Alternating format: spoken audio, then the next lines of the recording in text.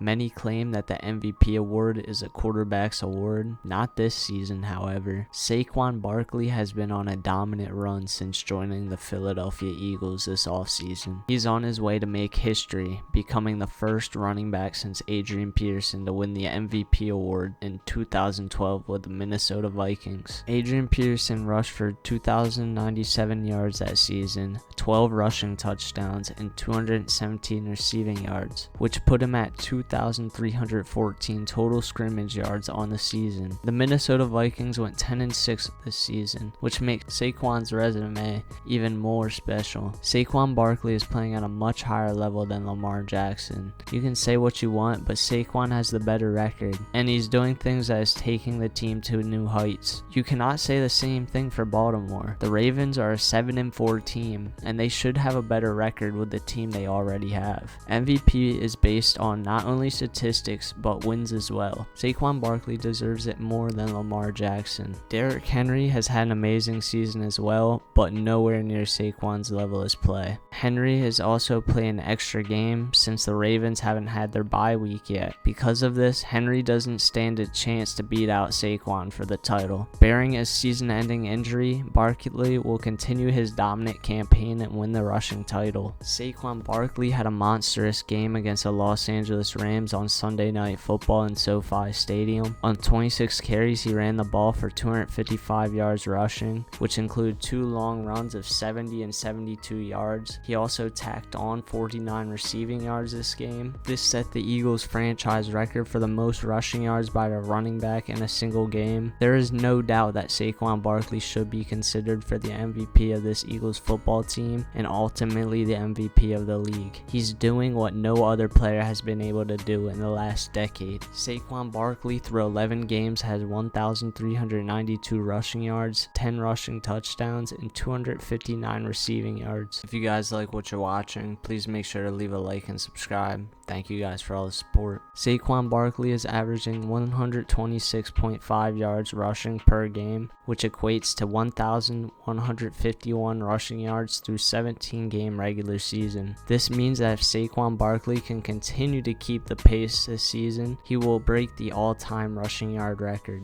This is truly special, especially since the league has now been termed as a passing league, and the running backs are not as much relied on as they were in the past. This has been proven to be wrong, as Saquon Barkley has single-handedly changed the dynamic of this offense while also changing the direction of his career. Saquon Barkley is a huge reason why Philadelphia stands at 9-2 on the season. His ability to put away games in the second half has been Philadelphia's key to success. Through 10 games on the season, Barkley has 399 rushing yards in the first half and only 3.8 yards a carry. When he enters the second half though, Barkley is a completely different player, rushing for 738 yards and 7.2 yards a carry. We've seen it proven with the 49ers last year. When you have a superstar running back, it changes the game for the offense. Philadelphia's missing link last year was a player who had ability to control the entire football game and ultimately finish them out. The 49ers were able to make a Super Bowl appearance last year because of a dual threat ability from Christian McCaffrey. Now the Philadelphia Eagles have that threat in Saquon Barkley. All in all, if Saquon makes the MVP conversation but doesn't get selected, I won't be surprised. Many people favor the quarterback in this scenario, and that's okay,